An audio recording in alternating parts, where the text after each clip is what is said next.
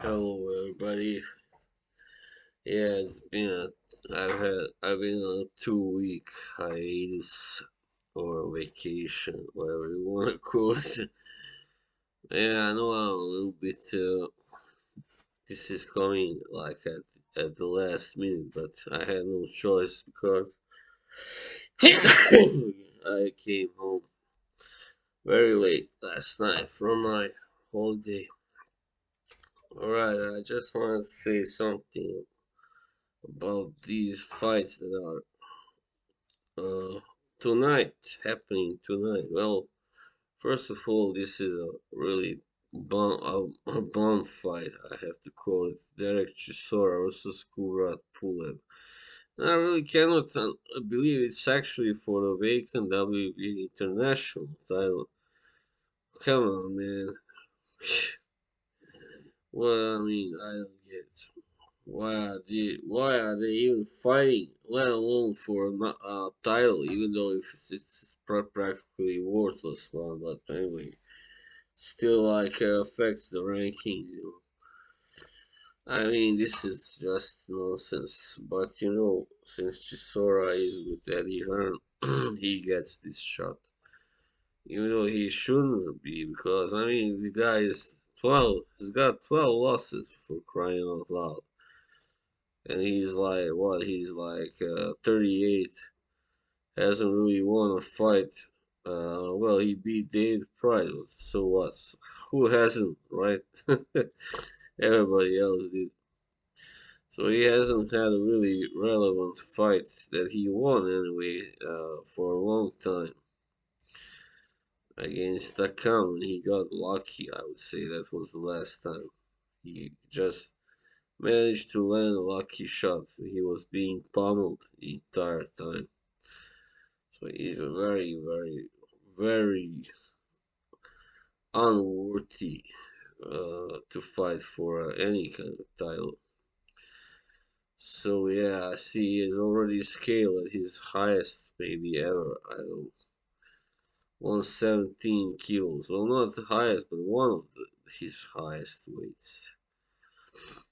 And Kubrat Pulev is also another guy who should retire. He's 41. He's been knocked out by Anthony Joshua a year and a half ago, where he looked really poor. I mean, I think he had one round where he was like landed a few punches or two maybe, but that's all. He's very slow. He's got no speed. He's got very little power. He's slow as a walrus by now, and very crude. He does have some boxing skills, but at this point he's just too old and slow, and his skills have been dulled, down, and he's not very sharp. So yeah, I mean, yeah, of course, but he's maybe the favorite to win here simply because Sora just looks so poor.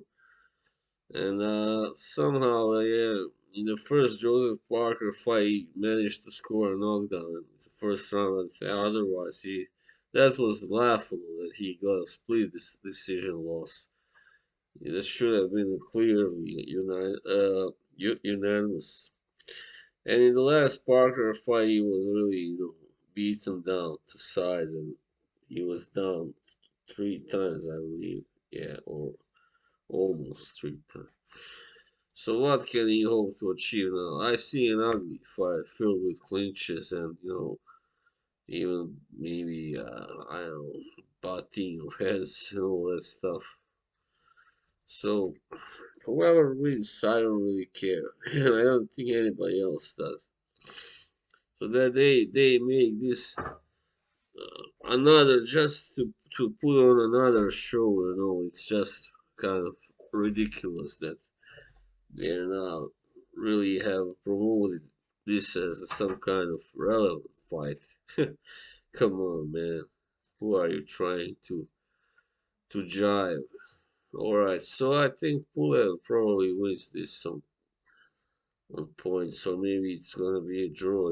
Who cares? And we have a really good fight, a much better one at featherweight. Maxillo against Vargas. Both guys undefeated. Maxayo 24-0, 16 knockouts. Vargas 35-0, 22 knockouts. Yeah, well, yeah, Ray Vargas isn't really a guy who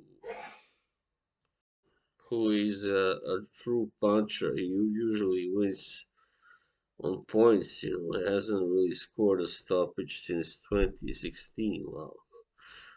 So he's 31 years of age. And Maxayo is, well, he is more, I mean, he hits harder, I would say, than Vargas. But anyway, this fight will likely go to this distance. And yeah, as of course, I wasn't actually aware that early this year, Maxayo beat Gary Allen Russell, or Gary Russell Jr., and took his WBC title. That was really wow, some achievement for him. So I kind of favor him to win, even though this is at the Alamo Drome in San Antonio. But still, Ray Vargas is from Mexico. I, I hope this will be a fair judging fight. Maxayo, I think, is simply the slightly more of a fresher fighter and a little younger too. Even though Vargas got a really big height and reach advantage. He's 5'10.5" and got an equally big reach, while Maxillo is 5'6" and 68 inch reach. I don't think that will matter much. Probably not. All right, and then we have yeah, Israil Madrimov, a fighter I really like, enjoy watching, who for some reason is fighting guy he already stopped in his last fight. Again, Michel Soro. I don't know why. Anyway, this is not a fight for any kind of title or yeah, only for the rankings. Yeah, Sora, he was for a long time one of the best contenders at 154. Like, those guys that no, almost nobody knows about, but they are out there, really giving good fights to best fighters like Castano. He gave him a tough fight, lost by a split decision, and he beat guys like Glenn Tapia, yeah, and Cedric Vitu, and yeah, he doesn't have a really big resume, but he's hasn't until the Madrino fight. He never was stopped or really you know beaten down to size. So and Madrino, he's just a really very capable, talented fighter. And yeah, I just don't. I do expect him to win again, but I don't know if it will be by stoppage. Probably. I mean, Soro has. I mean, this last fight, which was in December last year, it proved Soro that being over the hill. Yeah, definitely. And as I said, he has been out there for some time in the top ranks. Not top rank, but top ranks. Alright, so I think Madrimov will beat him. This is a 12 round fight, yeah. Probably by another stoppage. Yeah, but I don't know when. Or maybe points. And then one more fight to go is Brandon Figueroa versus Carlos Castro. Yeah. Figueroa is coming off a loss to Stephen Fulton, who is probably, well, anyway, one of the two or three best at super bantamweight. So now he is fighting at featherweight. Figueroa is, and he is a tall guy, for those divisions, 5'8". He's known as the Heartbreaker, and has got 22 1-1 record with 17 knockouts. And Carlos Castro is not so well known, but he lost to Luis Neri in a close fight, actually this year in February. While Figueroa, he knocked out Neri to win the WBC title. Also before that, he won the WBA one against Damien Vasquez. But yeah, I think Figueroa should win this one.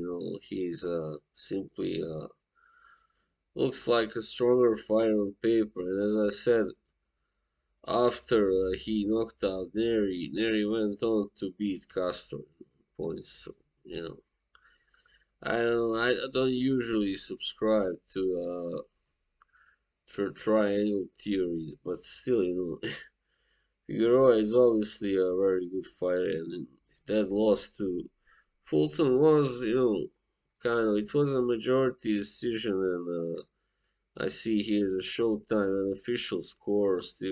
Steve Farr scored even 114-114. So yeah, it was a close fight. Could have gone either way actually. So this kid is for real. So I think I even expect him perhaps to knock out this guy. Castro also doesn't have that many knockouts, even though he did knock out Oscar Escandon, but again, who hasn't? So that guy has been knocked out a few times already.